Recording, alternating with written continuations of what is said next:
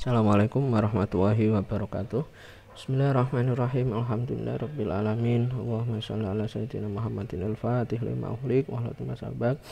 Nasirul haqqi bil haqq wa latil syiratikal mustaqim wa ala alihi haqqa qadri wa miqdaril azim. Rabbi shrah li sadri wa yassir amri wahlul 'uqdatam min lisani yafqahu qawli. Amin ya rabbal alamin.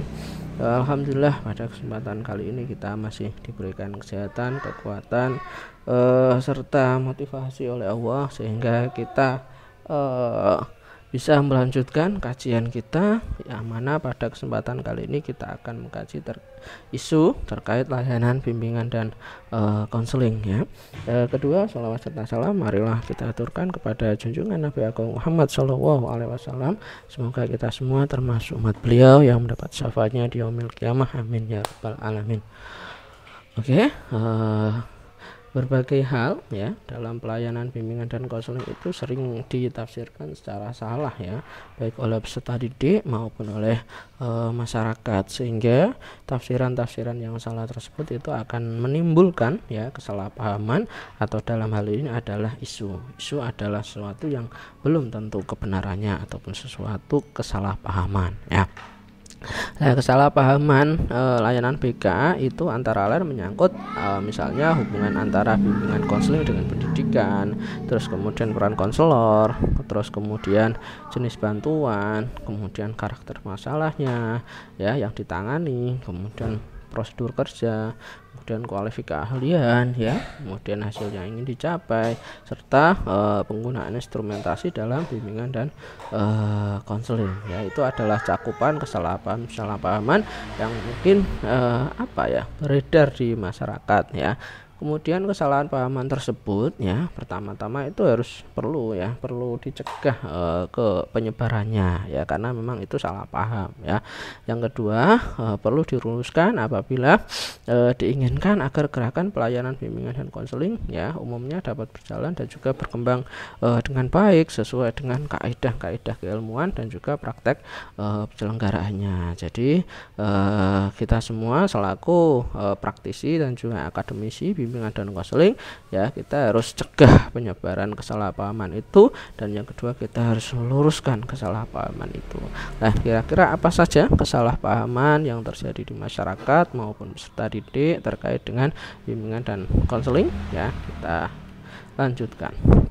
Oke, kesalahpahaman pertama yaitu bimbingan dan konseling itu dianggap pisah dengan pendidikan ya, seperti itu.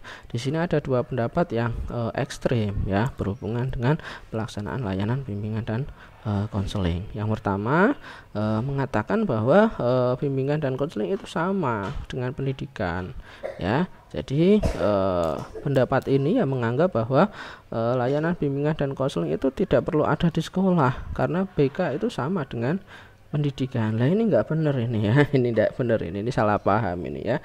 Terus yang kedua, pendapat yang menyatakan bahwa layanan bimbingan dan konseling itu secara khusus dilakukan oleh orang-orang yang memang benar-benar ahli ya, dengan perlengkapannya, alat, tempat, dan juga sarana yang memenuhi syarat ya, sehingga pelayanan bimbingan dan konseling itu dibedakan ya dari praktek pendidikan sehari-hari. Jadi ada yang mengatakan sama sehingga tidak perlu, kemudian ada yang mengatakan berbeda sehingga dia harus dipisahkan.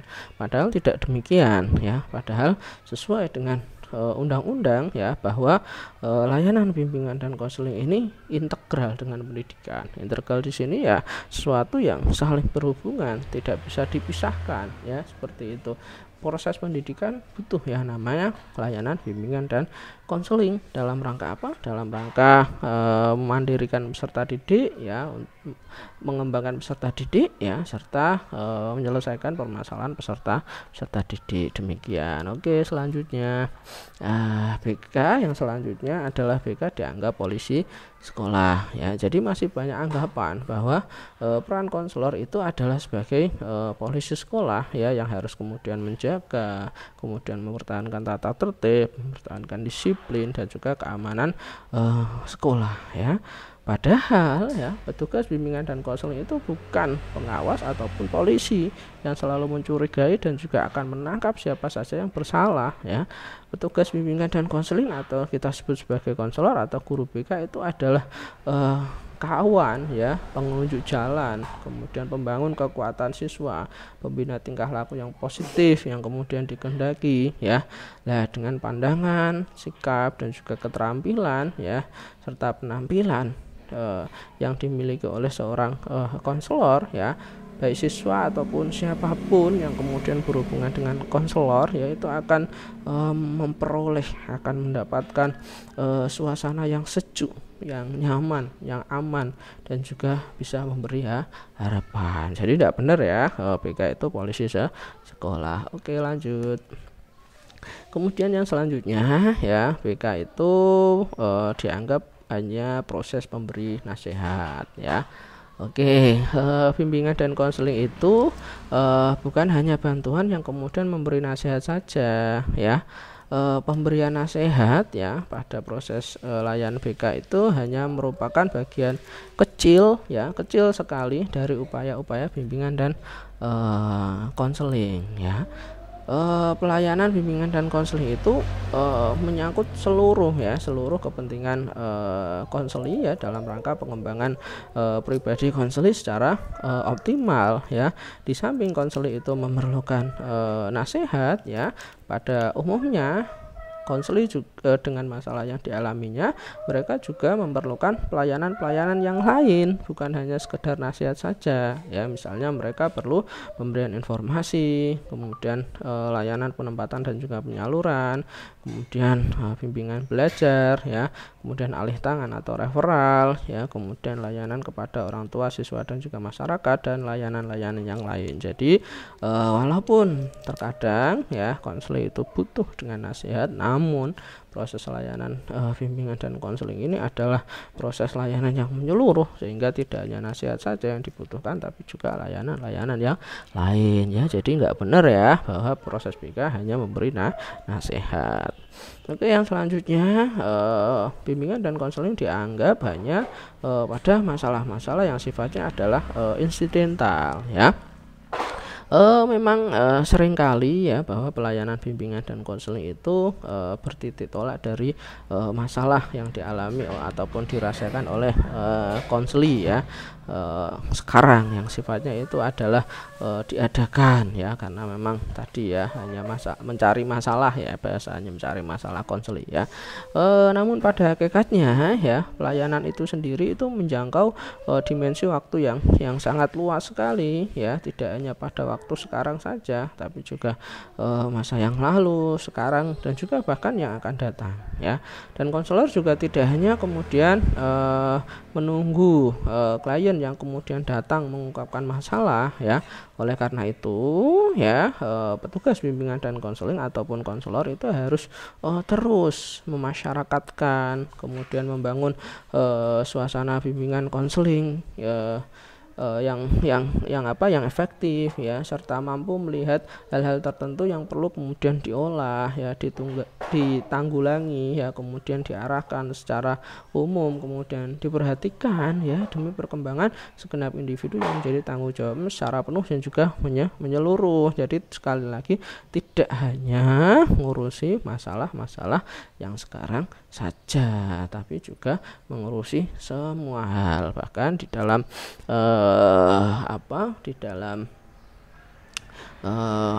komponen program ya bimbingan dan konseling komprehensif itu kan ada yang namanya layanan dasar, di mana layanan bimbingan dan konseling itu diperuntukkan untuk seluruh peserta didik, tidak hanya yang bermasalah saja. Oke, next. Yang selanjutnya adalah bimbingan dan konseling hanya untuk konseli tertentu ya. Nah, pelayanan bimbingan dan konseling ini ya bukan tersedia dan bertujuan hanya untuk klien-klien ataupun konseli tertentu saja ya, tetapi terbuka untuk segenap individu ataupun kelompok yang kemudian memerlukan layanan bimbingan dan konseling ya.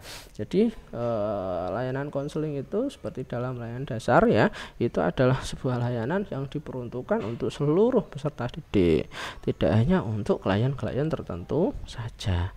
ya. Jikapun kemudian ada penggolongan, ya, maka penggolongan itu didasarkan atas klasifikasi masalahnya, ya. Misalnya masalah pendidikan ataupun akademik, kemudian masalah karir, jabatan ataupun pekerjaan, masalah keluarga atau perkawinan. Jadi diklasifikasikan, ya, bukan atas dasar kondisi konseli, ya. Misalnya bukan atas dasar jenis kelamin, kelas sosial, agama, suku dan lain sebagainya, ya, tapi lebih pada klasifikasi masalahnya, ya. Lebih jauh, ya, klasifikasi masalah itu nantinya akan mengarah pada spesialisasi keahlian konseling tertentu sesuai dengan permasalahan itu. Jadi misalnya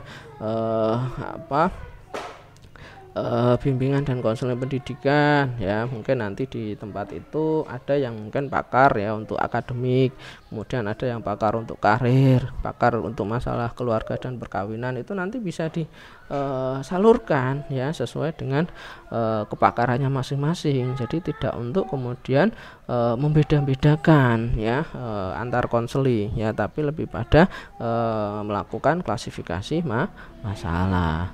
Next. Oke, selanjutnya adalah bimbingan dan konseling itu dianggap untuk orang yang tak normal ataupun sakit, ya. Bimbingan dan konseling itu, ya, tidak melayani orang yang sakit ataupun kurang normal. Nah, bimbingan konseling, ya, itu hanya melayani orang-orang yang normal yang mengalami masalah tertentu. Jadi bukan menangani orang yang tak normal ataupun sakit jiwa, tapi menangani orang-orang yang normal yang mengalami masalah tertentu. Nah, konselor, ya, yang memiliki kemampuan yang kemudian tinggi, kemudian mampu mendeteksi dan juga mempertimbangkan lebih jauh tentang mantap atau kurang mantapnya fungsi-fungsi yang ada pada konseli, ya, sehingga kliennya tidak perlu dikirim kepada dokter atau psikiater atau tidak, ya. Jadi dia akan sebatas tadi, ya, merekomendasikan, ya, apakah kliennya ini akan dikirim pada dokter atau psikiater ataupun tidak, ya. Jadi tidak menangani orang yang kurang normal ataupun sakit. Nah, penanganan masalah oleh ahlinya secara tepat, ya, itu akan memberikan jasmani yang kuat bagi keberhasilan pelayanan konseli itu sendiri, ya. Kalau orang sakit, ya dokter, orang sakit jiwa, ya, berarti psikiater ataupun psikolog. Jadi bukan ditangani oleh konselor. Ini tidak benar ini, ya. Terus kemudian ada anggapan BK hanya bekerja sendirian, ya. Nah, pelayanan bimbingan dan konseling itu bukanlah proses yang kemudian terisolasi, ya, melainkan proses yang bekerja sendiri syarat dengan unsur-unsur budaya, sosial dan juga lingkungan, ya. Oleh karena itu pelayanan BK, ya, tidak mungkin menyendiri, ya. Konselor perlu kemudian bekerja sama dengan orang-orang yang kemudian diharapkan membantu, ya, menanggulangi masalah yang kemudian sedang dihadapi oleh konseli, ya. Misalnya kemudian di sekolah masalah-masalah yang dihadapi siswa itu tidak berdiri sendiri. Masalah itu kemudian seringkali saling terkait dengan orang tua siswa, guru, kemudian pihak-pihak lain, ya, ataupun pihak-pihak terkait, ya, dengan berbagai unsur lingkungan rumah, sekolah, masyarakat dan lain sebagainya. Maka seorang konselor perlu kemudian menjalin kerjasama, ya, dengan pihak-pihak lain, ya, perlu menjalin kerjasama profesional juga, ya. Oleh karena itu dalam komponen program, ya, bimbingan konseling komprehensif itu ada yang namanya dukungan sistem, yang mana dalam dukungan sistem itu seorang konselor harus menjalin kerjasama, ya, dengan pihak lain ataupun dengan kerjasama profesional lain, ya. Jadi nggak benar kalau kemudian mengatakan bimbingan dan konseling itu hanya bekerja sendirian, ya. Kemudian ada anggapan bahwa konselor aktif pihak lain itu kemudian pasif, ya. Nah, pada dasarnya layanan bimbingan dan konseling itu adalah usaha bersama. Sekali lagi usaha bersama, ya. Yang kemudian beban kegiatannya tidak semata-mata kemudian dilimpahkan hanya kepada konselor saja, ya.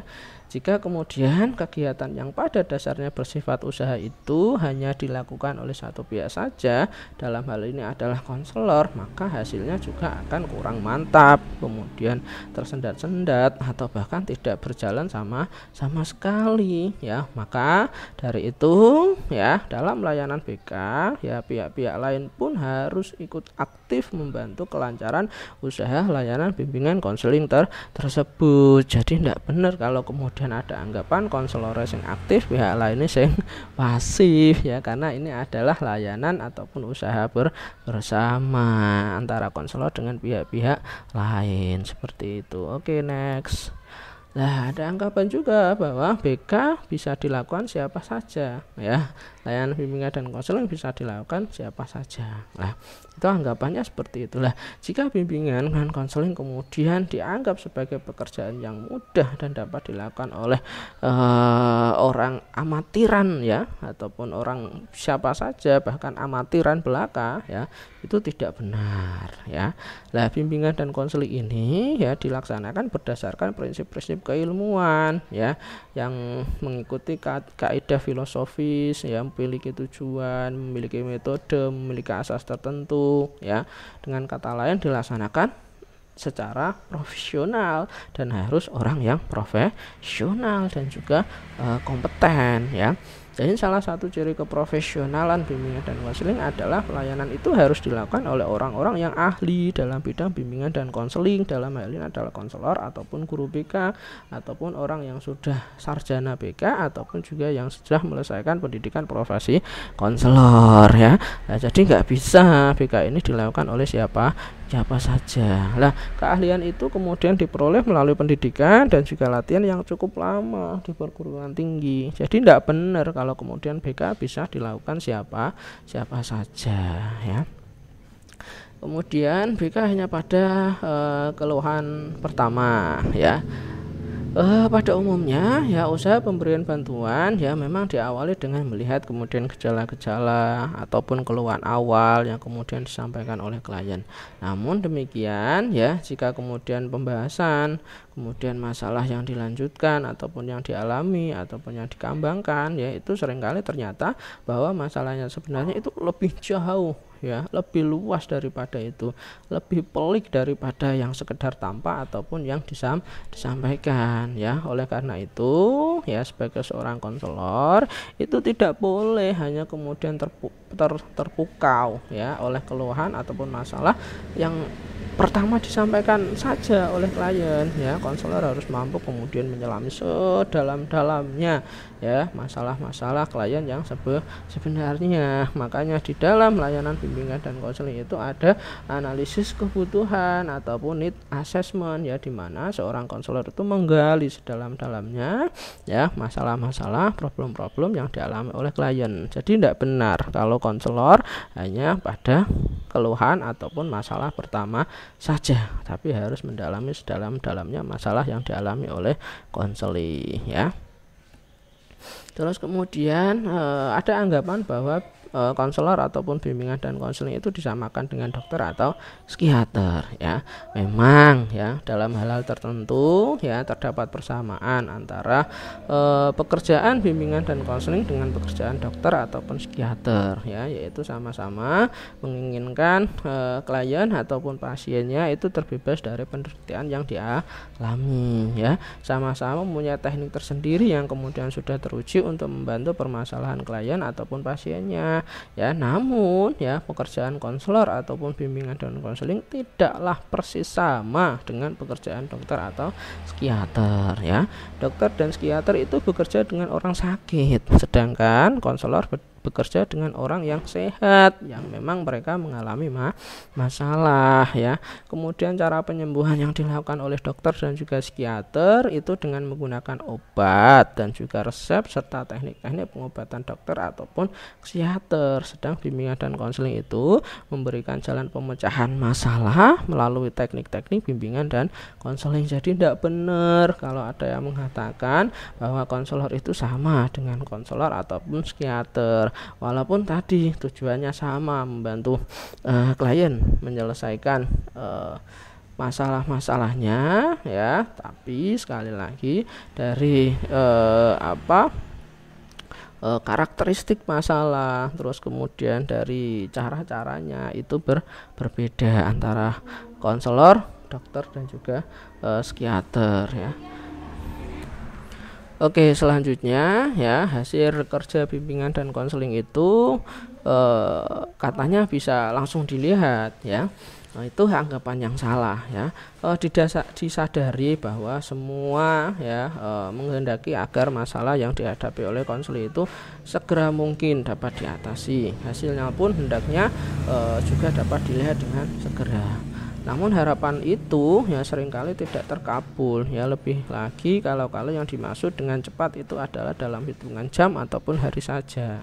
Ya, pengubahan pandangan ataupun tingkah laku seringkali harus melalui proses yang mungkin ya berlangsung beberapa hari, minggu ataupun bulan sebelum perubahan yang nyata yang tampak. Jadi tidak bisa kalau kemudian layanan konseling itu bisa langsung dilihat hasilnya, langsung selesai masalahnya, tidak bisa ya, apalagi dalam hitungan jam ataupun hari-hari saja, karena memang tadi ya bahwa penyelesaian masalah itu butuh proses ya, harian, mingguan, bulanan ya, sampai kemudian perubahan-perubahan itu nampak. Jadi tidak benar kalau kemudian hasil kerja BK itu bisa langsung dilihat saknaliko, itu nggak benar ya.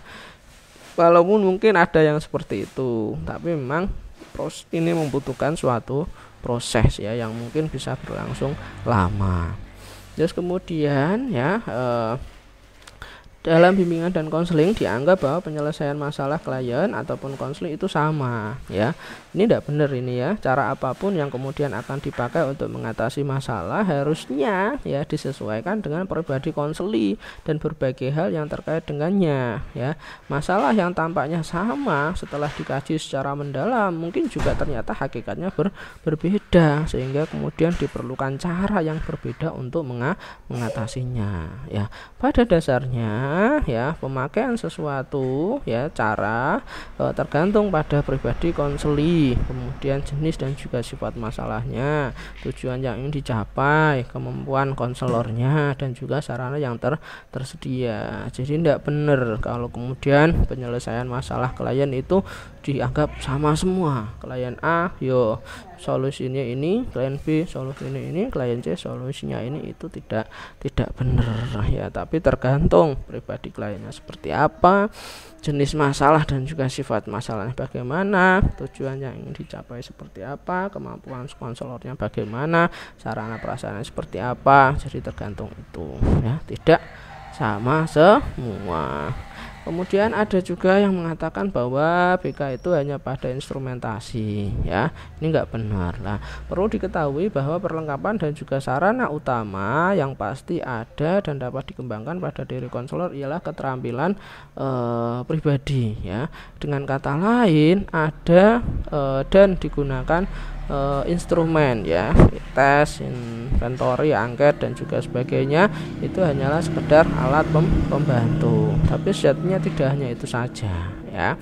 Oleh sebab itu ya konselor hendaknya tidak menjadikan ketiadaan instrumen seperti ini sebagai alasan ataupun dalih untuk mengurangi apalagi tidak melaksanakan layanan bimbingan dan konseling sama sekali. Jadi tidak bisa kalau misalnya wis duwe instrumen terus kemudian layanan dikurangi atau mungkin tidak melakukan layanan sama sekali, karena layanan BK itu tidak hanya sekedar proses instrumentasi ya. Nah, petugas bimbingan dan konseling yang baik itu akan selalu menggunakan apa yang dimiliki ya. Semua potensi yang dimiliki itu dilakukan secara optimal sambil kemudian terus-menerus berusaha mengembangkan sarana penunjang yang kemudian diperlukan. Jadi layanan BK itu tidak hanya pada instrumentasi, itu salah ya. Kemudian yang selanjutnya ada anggapan bahwa BK itu hanya pada masalah-masalah yang ringan saja ya. Ini salah, ini enggak benar ini lah. Menetapkan suatu masalah berat ataupun ringan itu tidaklah mudah ya, tanpa menyebut bahwa masalah yang dihadapi itu berat ataupun ringan. Tugas bimbingan dan konseling ialah menanganinya dengan cermat dan juga tuntas. Jadi ringan, berat ya, itu ya tugas konselor ditangani secara cermat dan juga tuntas ya. Lah kadar penanganannya ya entah itu berat ataupun ringan ya, itu kemudian semata-mata disesuaikan dengan pribadi klien, jenis masalahnya, tujuan yang dicapai, kemampuan konselor, sarana yang tersedia, kemudian kerjasama dengan pihak-pihak lain ya. Jadi di sini konselor itu harus menggerakkan seluruh kemampuannya, kemudian potensinya, sarana yang penuh ya, tapi masalah klien yang belum teratasi juga, maka pengalih tahanan klien memang perlu. Jadi tidak benar itu kalau kemudian kok BK itu hanya masalah-masalah yang ringan saja ya, masalah yang berat, yang ringan ya. Konselor harus menanganinya secara cermat dan juga tuntas dengan potensi yang dimiliki ya. Oke, itu saja yang bisa saya sampaikan ya. Terima kasih atas segala perhatian, mohon maaf atas segala kekurangan. Semoga sehat selalu, bahagia selalu. Dari saya cukup sekian. Assalamualaikum warahmatullahi wabarakatuh.